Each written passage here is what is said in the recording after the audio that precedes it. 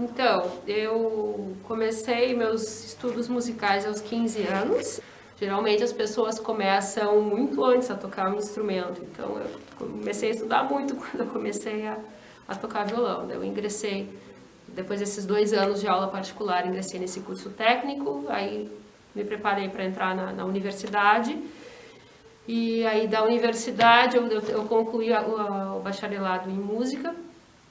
E em isso foi 2008, 2009, surgiu a oportunidade de de ser professora substituta aqui no Instituto, de laboratório do som, nem era violão. E aí então, quando eu soube que ia ter o concurso para professores efetivos, foi em 2010 que o concurso aconteceu, eu fiz, né, as provas e fiquei em segundo lugar. Eu fiz a seleção para professora de laboratório do som também. Não tinha de violão naquele concurso ali. Havia a necessidade desse professor de violão, então me consultaram se eu aceitava assumir para ser professora de violão aqui. E claro que sim, né? Já estava aqui dentro, já conhecia o curso. E em 2011 começou o curso técnico em instrumento musical. Aí a gente já tinha os professores efetivos necessários para começar o curso, né? Era mais uma atividade de música aqui dentro.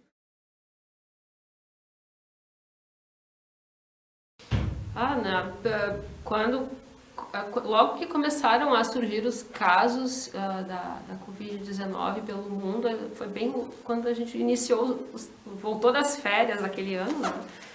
Já estávamos comentando entre nós, tinha uma professora que tinha passado as férias na Itália, e estava aquele caos lá já na Itália. Então, já estava todo mundo bem atento. A gente estava numa grande expectativa aqui no curso, porque era o nosso primeiro ano com a turma, com o curso ocorrendo à tarde. Tinha o ingresso do pessoal do curso concomitante, tinha também essa mudança de turno e o novo currículo. Então, a gente tinha várias coisas super programadas, estava com uma expectativa muito boa aquele início de ano ali. Foi bem angustiante aquele início de pandemia, porque foi tudo muito rápido ali no início, né? E todo mundo com muito medo. Eu lembro que também no final de semana anterior ao fechamento de tudo, né? Aquela determinação, tá, agora todo mundo fica em casa. Foi o aniversário da minha filha, a gente fez o aniversário de 1 aninho dela e depois nunca mais saiu de casa, até julho, eu acho, julho, agosto, que a gente resolveu começar a levar ela para a rua para passear, porque realmente o medo era grande. Imagina uma criança de 1 ano que não pode conhecer o mundo. Foi bem difícil.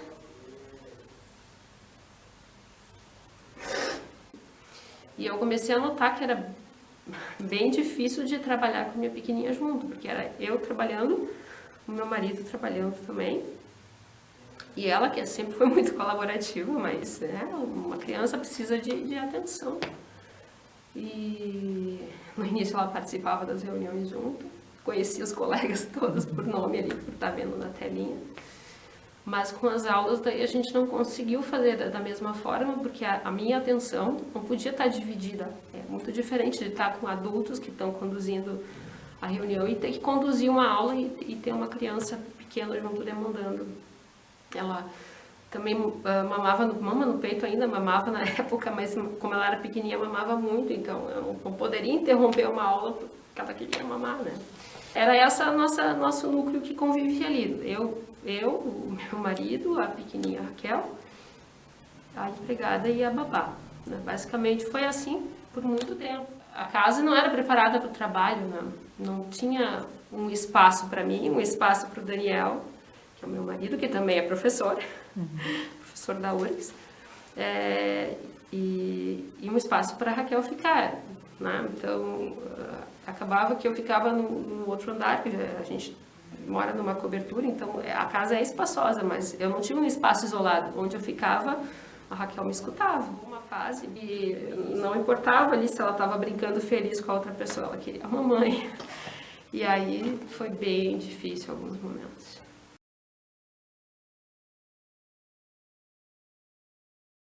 Diferenças, principalmente como a nossa área de conhecimento aqui é muito muito importante estar junto. Eu imagino que todas tenham esse contato presencial tenha feito muita diferença. Mas para a música, primeiro o som que a gente escuta pelo áudio do computador, do fone, enfim, é muito diferente do som presencial, né? Então já tem esse início.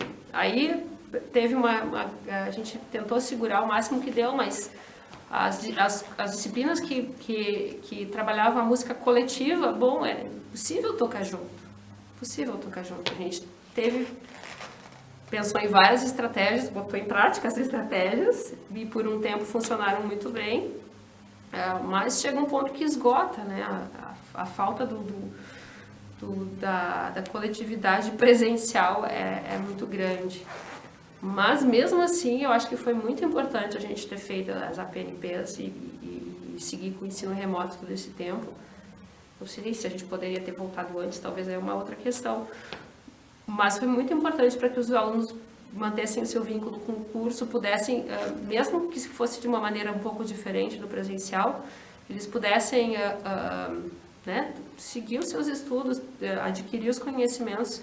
A gente nota que eles aproveitaram muito esse ensino remoto. O que eu sinto assim um pouco eu fico um pouco decepcionada é que muita gente abandonou o curso. Quando a turma voltou no presencial em 2022, agora acho que estava pela metade. E a adesão às APNPs foi bem legal, apesar dessas desistências pelo meio do caminho. A metade da turma que aderiu aproveitou bem. Então, o que eu tinha falado antes desse esgotamento das estratégias de fazer música em conjunto foi porque eu era ministrante do conjunto de violões, né? A gente teve que bolar várias coisas para simular esse tocar ao mesmo tempo. E chegou um momento que a gente via que os alunos não estavam tão engajados como poderiam estar por causa dessa falta de contato e de escutar o som como ele é.